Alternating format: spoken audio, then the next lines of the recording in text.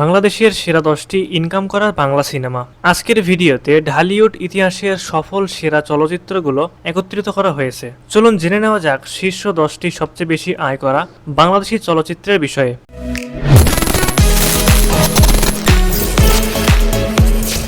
নম্বর 10, সুড়ঙ্গ। সুড়ঙ্গ 2023 সালের বাংলা ভাষার বাংলাদেশি চলচ্চিত্র।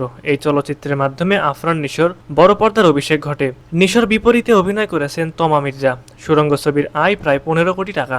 নম্বর 9, প্রিয়া আমার প্রিয়া। প্রিয়া আমার প্রিয়া হচ্ছে 2008 সালে মুক্তিপ্রাপ্ত বাংলাদেশি প্রণয়ধর্মী চলচ্চিত্র। চলচ্চিত্রটিতে প্রধান চরিত্রে অভিনয় করেছেন শাকিব খান ও সাহারা। প্রিয়া আমার প্রিয়া ছবির আয় প্রায় 15 কোটি টাকা।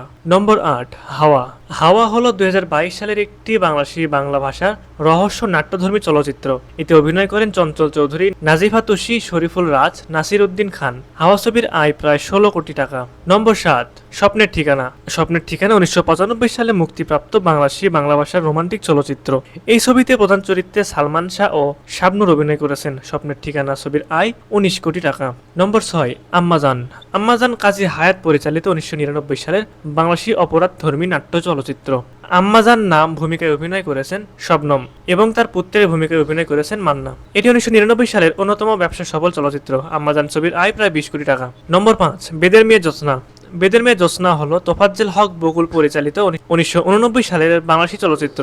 এই ছবিতে প্রধান চরিত্রে অভিনয় করেন ইলিয়াস কাঞ্চন ও অঞ্জু ঘোষ।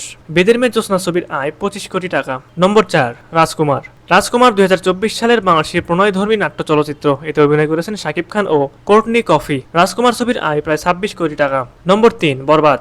বরবাদ 2025 সালের ভারত বাংলাদেশ যৌথ প্রযোজনার বাংলা ভাষার চলচ্চিত্র। প্রধান চরিত্রে অভিনয় করেছেন শাকিব খান, যিশু সেনগুপ্ত ও ইদিকা পল, যা 2025 সালের ঈদ উল ফিতরে প্রেক্ষাগৃহে মুক্তি পায়। বরবাদ ছবির আয় এখন পর্যন্ত 27 কোটি 43 লক্ষ টাকা। নম্বর 2, প্রিয়তমা। প্রিয়তমা 2023 সালের একটি বাংলাদেশি রোমান্টিক অ্যাকশন চলচ্চিত্র। চলচ্চিত্রে অভিনয় করেছেন শাকিব খান, ইদিকা পল ও শহীদুজ্জামান সেলিম। প্রিয়তমা ছবির আয় 42 কোটি টাকা। নম্বর 1, তুফান। তুফান হচ্ছে 2024 সালের বাংলাদেশি ক্রাইম থ্রিলার চলচ্চিত্র।